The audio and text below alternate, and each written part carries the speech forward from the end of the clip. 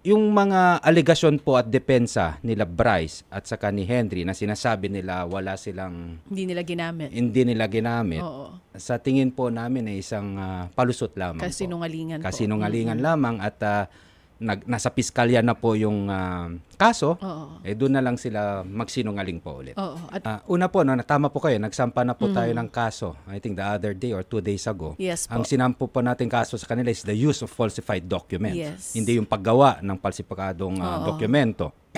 Itong mga tatlo pa na kasama dito sa BGC Boys, magsasampa rin tayo ng mga kaso. Ganun rin po, use of falsified documents kasi meron na rin po tayo nakuhang certification from the casino na talagang ginamit nila ito. Ang yung mga alegasyon po at depensa nila Bryce at saka ni Henry na sinasabi nila wala silang Hindi nila ginamit. hindi nila ginamit, Oo. sa tingin po namin ay isang palusot lamang Kasinungalingan po. po. Kasinungalingan lamang at nasa piskalya na po yung kaso, Oo. doon na lang sila magsinungaling po ulit. Oo, at pagpapaliwanag. Oo. Pero sir, sa ganyan po bang klase ng insidente, tinitignan niyo po yung mas malalim pa kasi posibleng hindi nga lang sila yung gumagawa nito. Kaya ginamit nila or hindi base po dun sa kanilang palusot.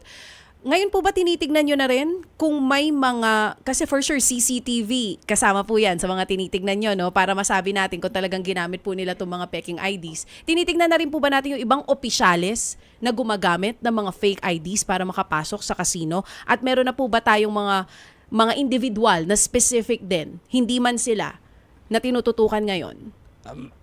Titignan po kung kailangan titignan. Ang sinasabi ko po ngayon, napakahirap po. Medyo komplikado itong proseso kasi tulad po kapag sabihin natin casino. Kung papayagan ba tayo ng casino na tignan yung CCTV nila. Yes, oo. Kasi that is something very private on the part of mga casino. Ganun din sa mga ibang pribadong lugar, no? Pero pagdating naman sa atin, ang kautusan lang natin sa LTO, dapat patuloy pa rin ang paghahabol ng mga gumagawa nitong mga fake licenses. At ang alam ko, 2 weeks ago, may nahuli sila dito sa Valenzuela. No? Ang gusto lang natin iparating din sa publiko, ang paggawa ng fake licenses ay isang krimen, pero ang paggamit din nito ay isang krimen. So we have to approach this in 2 ways nga po. Kasi akala ng mga taong gumagamit ng falsipikadong lisensya, okay lang, hindi kami kakasuhan. Kaya sinimulan po namin ito kay Engineer Bryce at saka Engineer Alcantara.